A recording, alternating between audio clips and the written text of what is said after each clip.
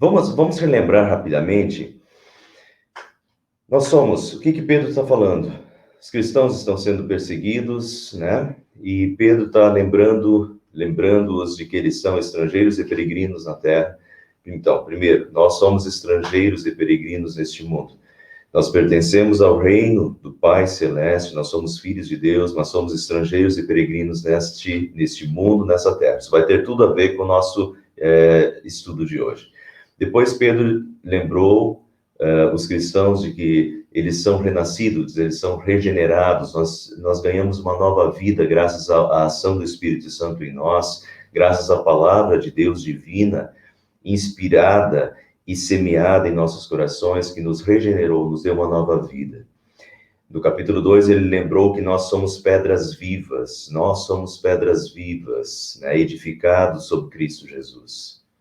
No capítulo 2, ainda ele lembrou da nossa identidade cristã, quem somos nós? Nós somos sacerdotes do Rei, sacerdócio real, né? Sacerdotes do Rei, povo, nação santa, povo de propriedade exclusiva de Deus. Nós somos aqueles que foram chamados das trevas para a sua maravilhosa luz, a fim de proclamar a sua grandeza neste mundo. Então é isso que nós somos sacerdotes do Rei, nós somos os filhos de Deus na terra, nós somos o povo de propriedade exclusiva de Deus, as pedras vivas, o povo que foi chamado das trevas para a sua maravilhosa luz. E se nós fomos chamados das trevas para a sua maravilhosa luz, fomos regenerados, ganhamos uma nova vida, e somos os sacerdotes do Rei aqui na terra, é óbvio que se Deus espera de nós que nós sejamos sal e luz para este mundo, né? Que nós tenhamos uma vida neste mundo que atraia para o Pai Celeste, que nós sejamos uma bênção neste mundo como sacerdotes do Rei Celeste que somos aqui. Então, nessa ótica, aí vocês entendem o que Pedro vai trabalhar hoje. Nós temos mais uma noção muito prática da vida cristã em sociedade, da vida cristã no dia a dia. Como o cristão vive, eu já falei isso algumas vezes em alguns estudos, o cristão não pode viver aquela dissociação de que eu sou cristão no domingo vou na igreja, segunda, terça, quarta, quinta, sexta e sábado, né? Daí eu não sou, daí os valores são outros, os princípios são outros. Não, eu não posso ser cristão no meu negócio, eu não posso ser cristão como patrão, né? E não, na hora de fazer negócios, na hora de viver, daí eu não sou cristão, sou cristão, domingo eu coloco minha roupa de domingo, vou para a igreja e daí eu sou cristão. Não tem essa dissociação, jamais teve essa dissociação, não tem essa dissociação para Jesus, não tem essa dissociação para Deus, não tem essa dissociação na Bíblia, mas muitas vezes parece que as pessoas fazem essa dissociação em que domingo elas são cristãs e nos outros dias não são. Não existe isso, né? A vida cristã é uma vida dedicada a Cristo todos os dias e todas as horas, 7 dias por semana, 24 horas por dia. Então vejam o que Pedro vai trabalhar agora. 1 Pedro capítulo 3, versículo 8 e 9. Quanto ao mais, tenham todos o mesmo modo de pensar. Sejam compassivos, amem-se fraternalmente, sejam misericordiosos e humildes. Não retribuam mal com mal, nem insulto com insulto. Ao contrário, bendigam, pois para isso vocês foram chamados. Para isso vocês foram chamados, notem, para receberem bênção por herança. Vamos trabalhar parte por parte desse texto. Quanto ao mais, tenham o mesmo modo de pensar. Mesmo modo de pensar. Parece que isso é impossível. Em inglês, em algumas Bíblias em inglês, aparece o termo, em vez de tenham o mesmo modo de pensar, em inglês aparece live in harmony. Quer dizer, vivam em harmonia. Eu acho que isso é uma excelente tradução. Vivam em harmonia. Quer dizer, tenham o mesmo modo de pensar, não fiquem pensando diferente ou numa desarmonia de pensamento, naquelas que às vezes acontece, infelizmente, em algumas igrejas, quase uma facção, né? Facções ou grupinhos, uma desarmonia. Vivam em harmonia. E isso, então, vejam que isso acontece frequentemente no Antigo Testamento, isso é próprio da poesia hebraica. Então, acontece muito nos Salmos, nos Provérbios, que a primeira linha combina com a terceira, a segunda linha combina com a quarta, e ele vai combinando, né, linhas alternadas. Então, vejam aqui, ó. Quanto ao mais têm o mesmo modo de pensar, vivam em harmonia, e isso combina perfeitamente com a terceira linha, amem-se fraternalmente. É o mesmo sentido. Fraternalmente é um amor de irmãos. Então, nós somos irmãos da fé. Amem-se fraternalmente, amem-se como irmãos da fé. E vivam em harmonia. Então, essa é a importância. E vejam que isso não é uma teoria, isso é uma prática, e é preciso, Pedro precisou falar, Paulo precisou falar isso várias vezes para as suas igrejas, e nós precisamos falar isso hoje para as nossas igrejas ainda.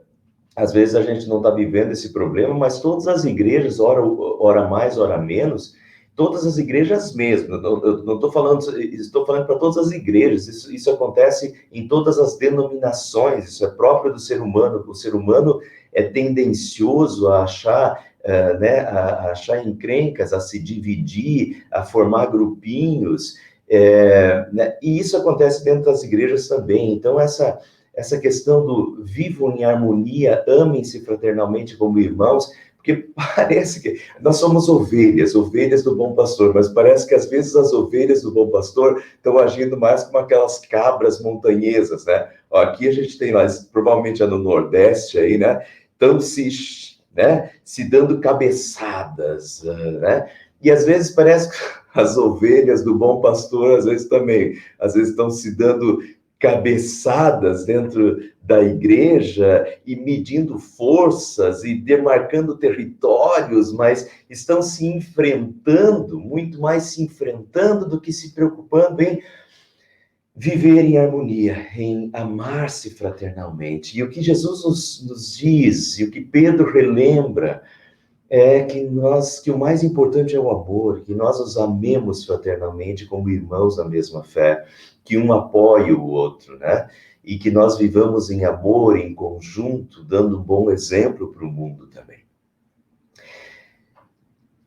Assim como a primeira e a terceira linha combinavam, a primeira e a terceira, eu estou falando dos pensamentos aqui, né? O quanto ao mais tira, mas os pensamentos. Então, o segundo e o quarto pensamento também combinam. Sejam compassivos e sejam misericordiosos. Compassivos tenham compaixão.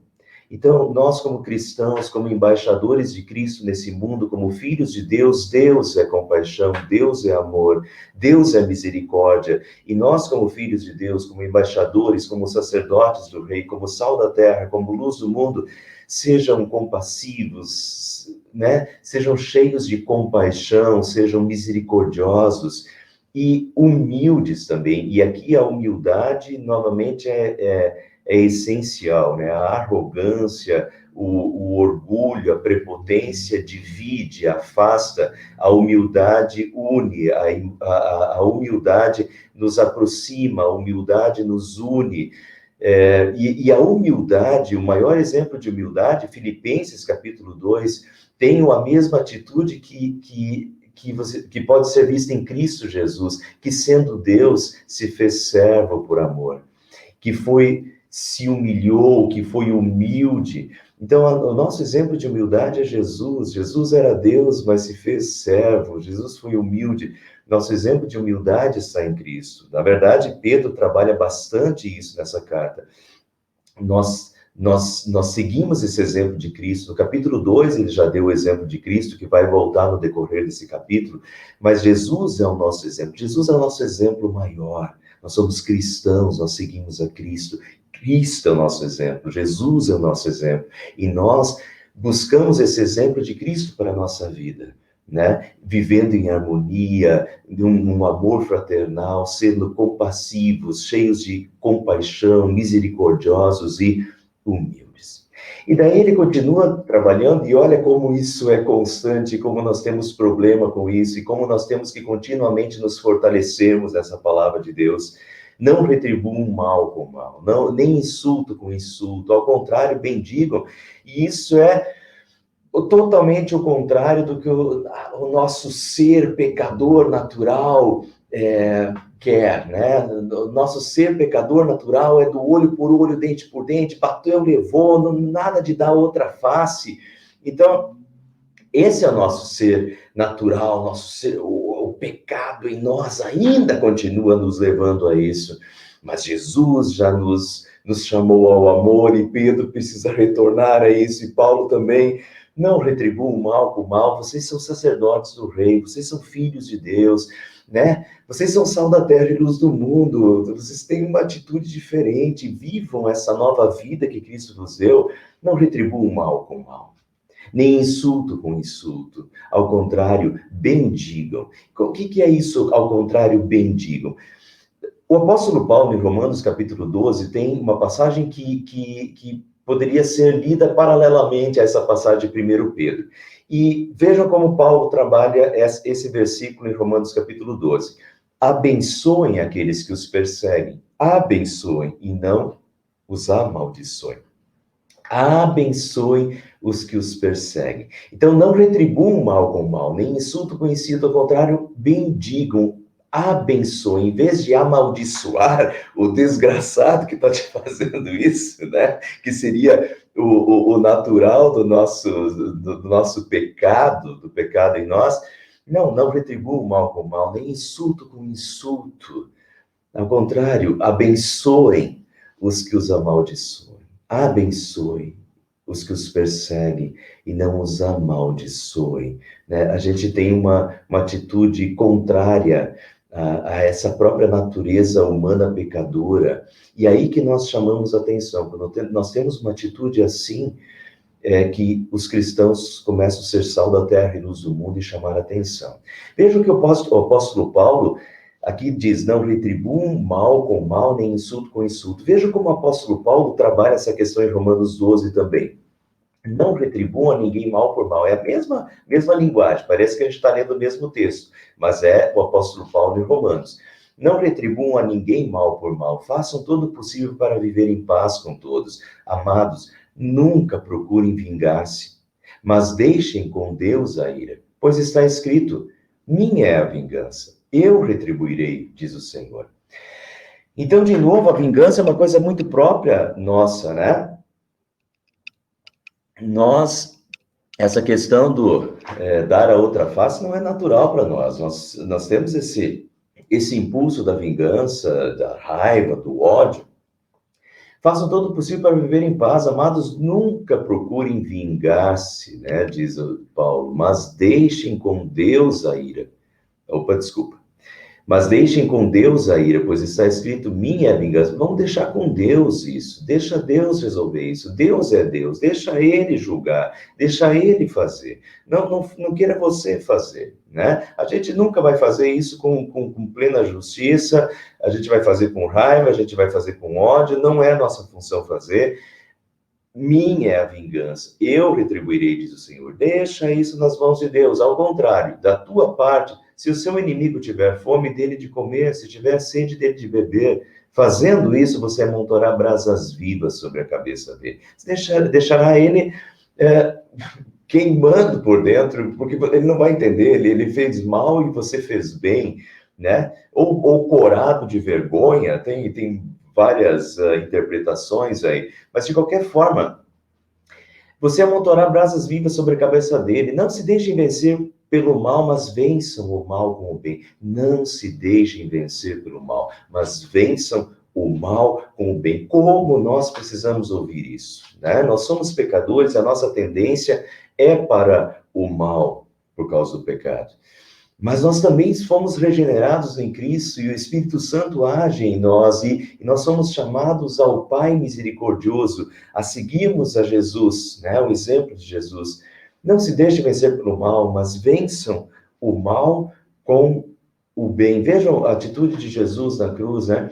Jesus estava sofrendo injustiça, foi uma condenação injusta, um julgamento injusto, tudo era injusto, mas na cruz, Jesus, em vez de amaldiçoar, Jesus orou, Pai, perdoa-lhes porque não sabem o que fazem. Essa foi a atitude de Jesus. E nós somos filhos de Deus, nós somos filhos de Jesus, nós somos cristãos, aqueles que seguem a Cristo. É difícil? É, mas aí está a motivação, né? Foi isso que o nosso Salvador fez, essa é a vida. Não se deixe vencer pelo mal. O mal só gera mal, essa é uma cadeia. O mal gera mal, o mal jamais vai gerar bem, né? Não se deixem vencer pelo mal, mas vençam o mal com o bem. O mal se vence com Deus, com atitudes que são de Deus, né? E não mal com mal. Então, essa é a atitude cristã na sociedade.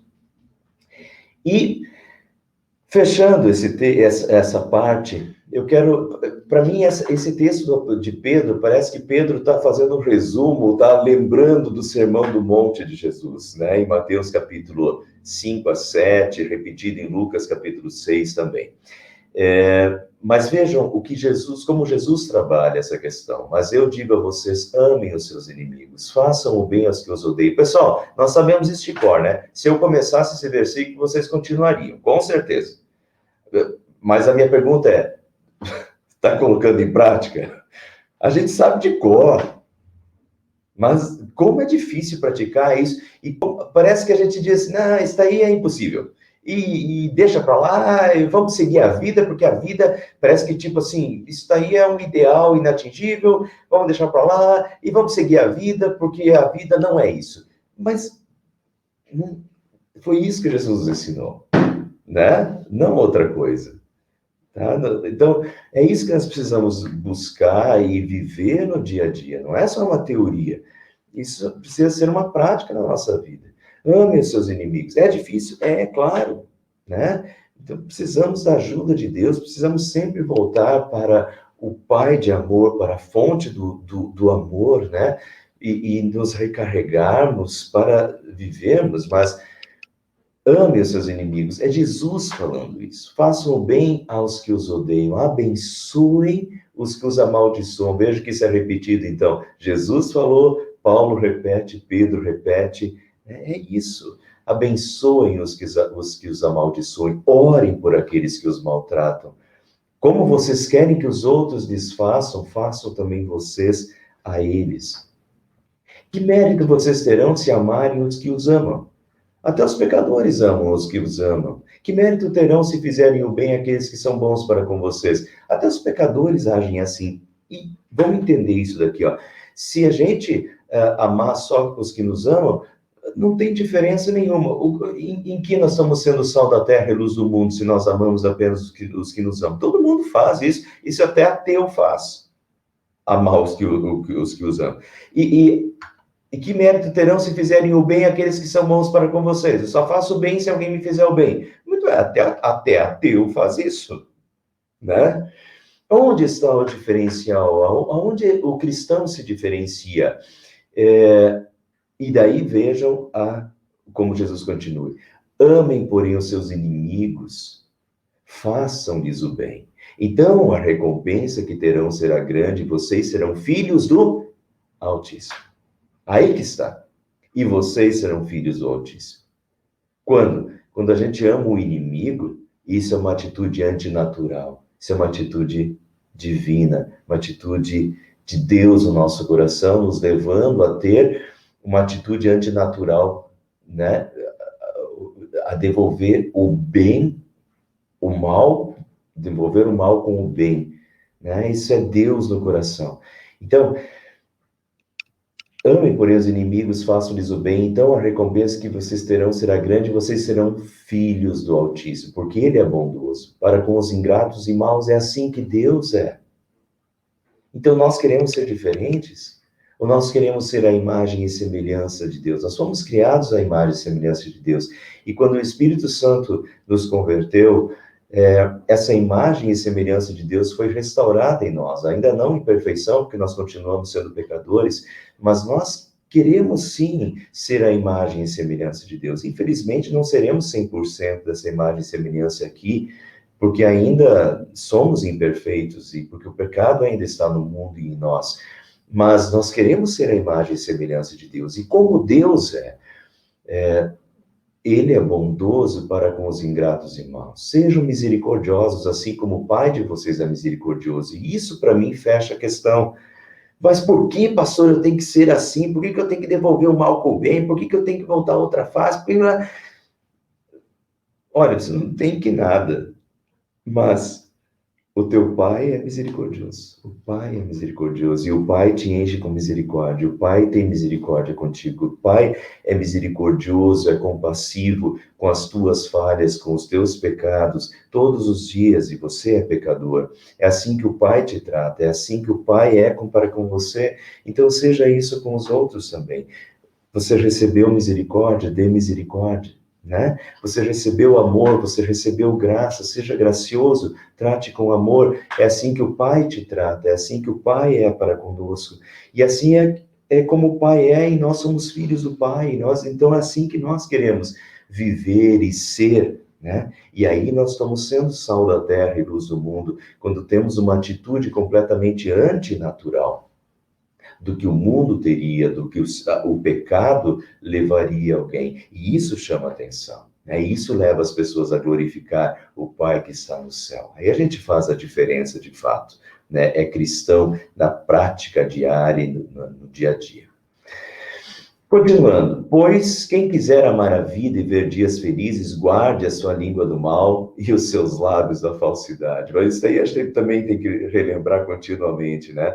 Guardar os lábios da falsidade, de tudo que é falso, de tudo que é não ficar, né, levando com leve trás, fofoca, enfim, usando a boca para maldição e não para bens. Que a gente use a boca para louvar a Deus, isso Tiago, né? Tiago trabalha no seu livro, que a nossa boca seja usada para louvar a Deus e para uma bênção no mundo, e não usar a nossa boca para o mal. E com isso também nós estamos nos resguardando, né? Quem quiser amar a vida e ver dias felizes, guarde a sua língua do mal e os seus lábios da falsidade, afaste-se do mal, faça o bem, busque a paz com perseverança, busque a paz com perseverança, com insistência, buscar a paz e não a guerra, não o confronto.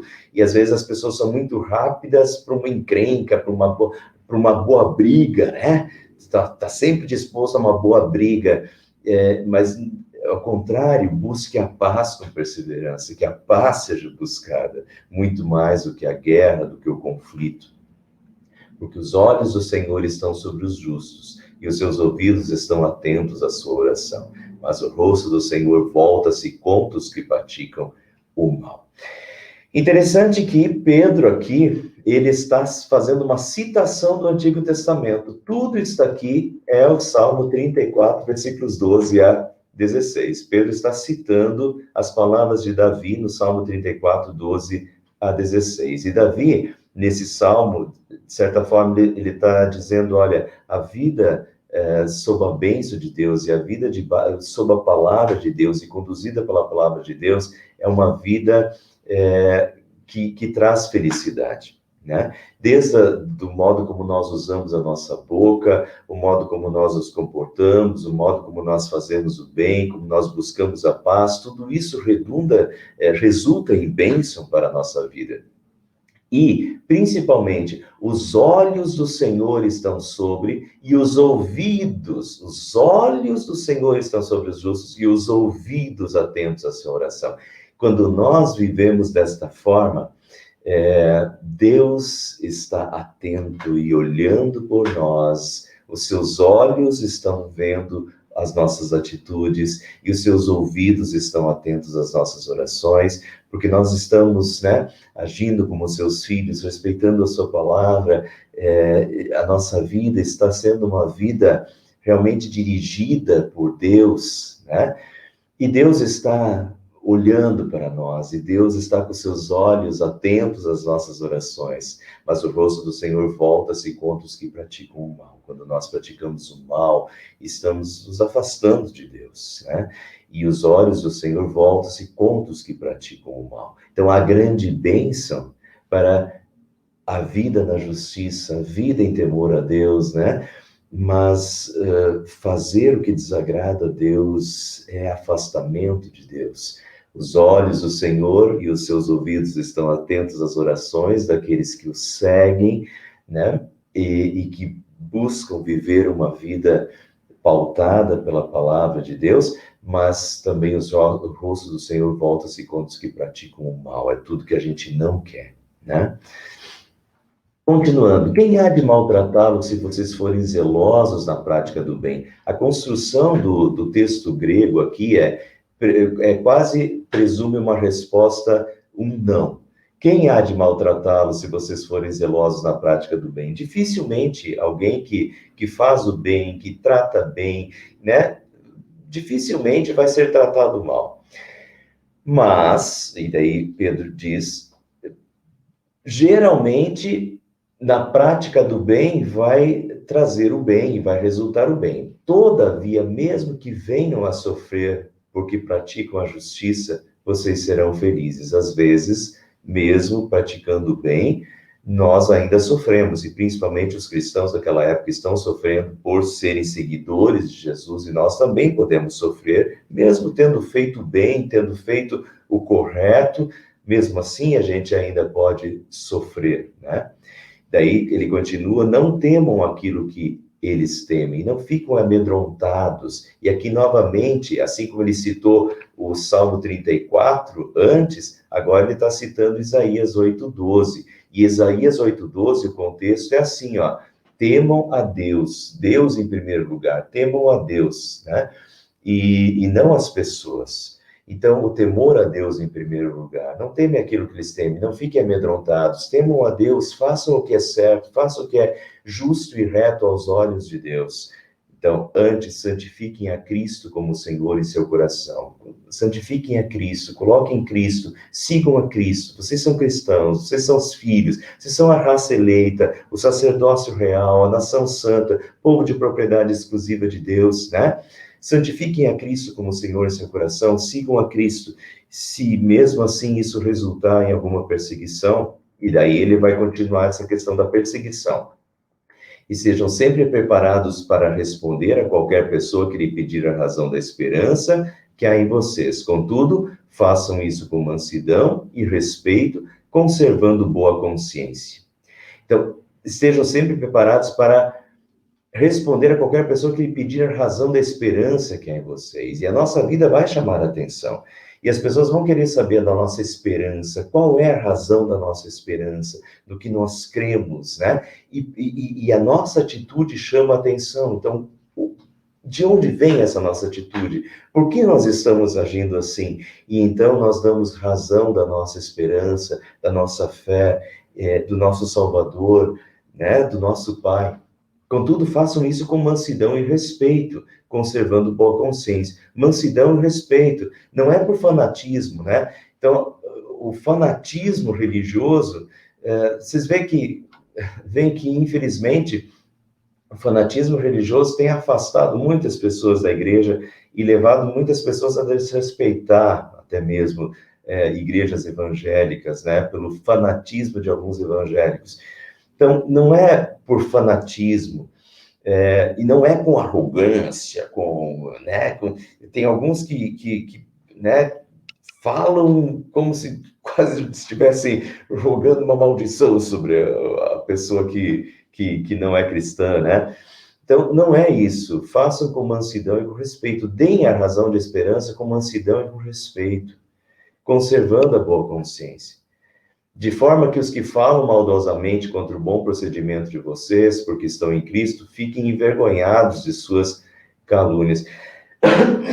Esses dias passou um videozinho, né? Eu recebi no WhatsApp lá de 2 deputados evangélicos brigando lá no fundo nas cadeiras do fundo do Congresso, né? Isso pega super mal.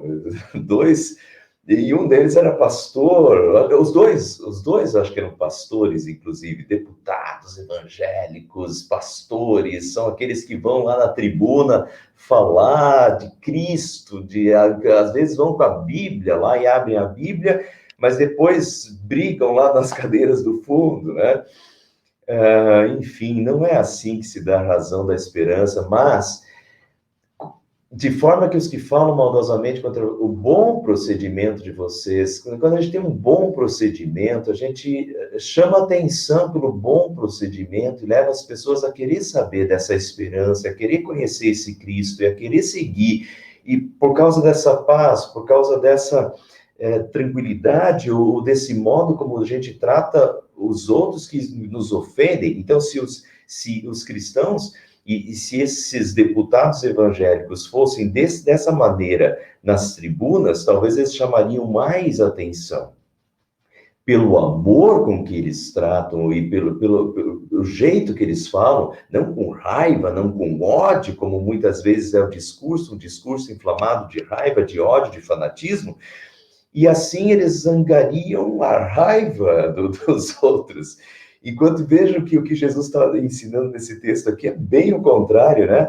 Que a gente não devolva mal por mal e que é justamente pela prática do amor,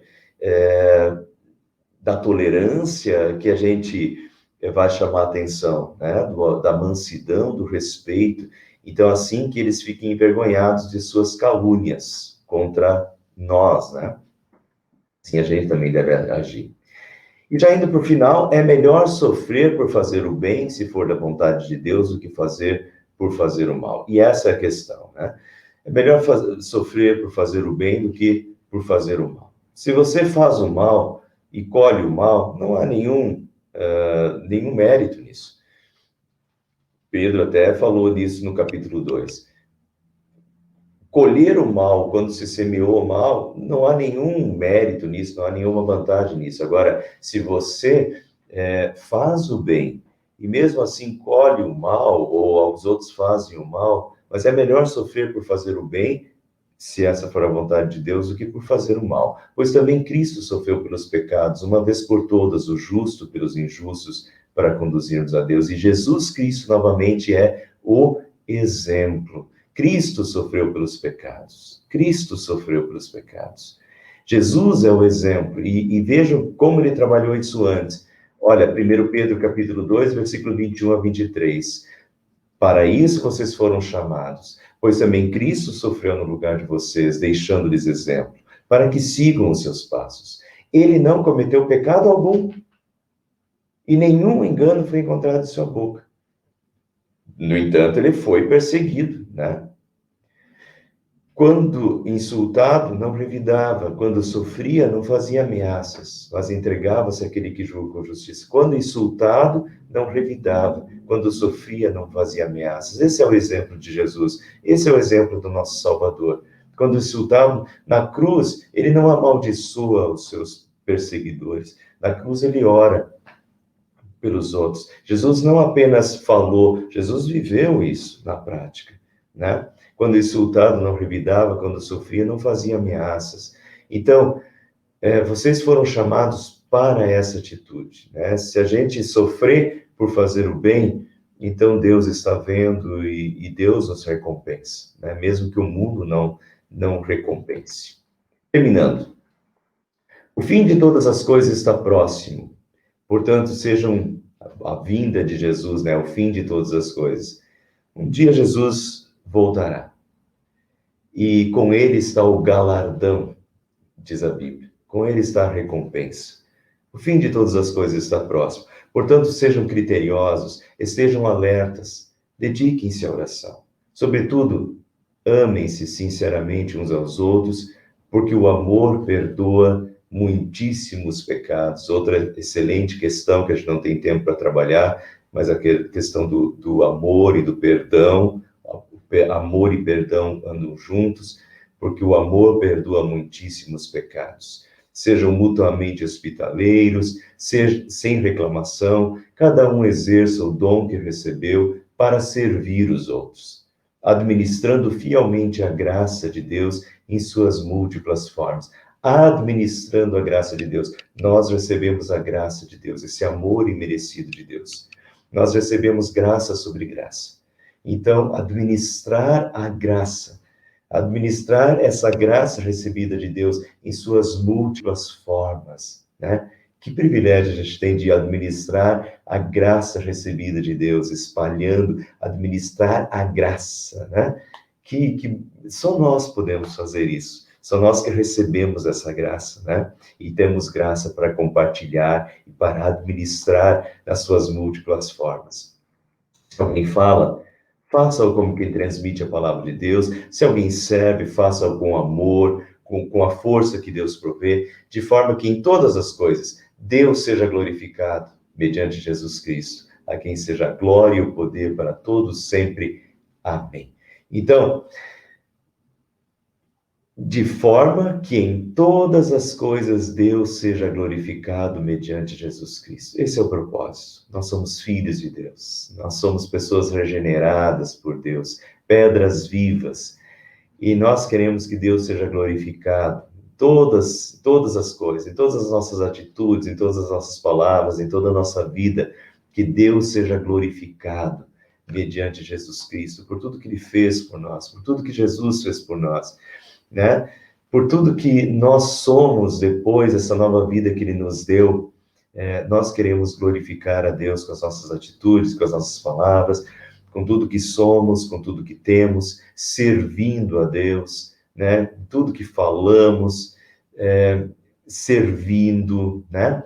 Com a força que Deus nos provê, então que de forma que em todas as coisas Deus seja glorificado mediante Jesus Cristo, a quem seja a glória e o poder para todos sempre. Amém. Que Deus nos ajude a colocar isso em prática na nossa vida, esse amor, essa paciência, né? Que Deus nos encha, que Deus continue derramando essa graça em nós, esse Pai misericordioso, e que nós, como filhos desse Pai misericordioso, desse Deus maravilhoso e de Jesus, nosso Salvador, nós também nos motivemos a viver em misericórdia, viver em graça, né, e viver em amor para aqueles que estão ao nosso redor também.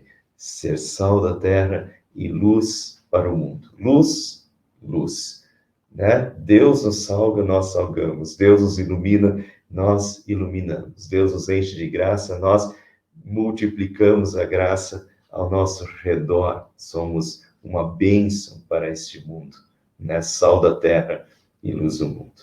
Amém.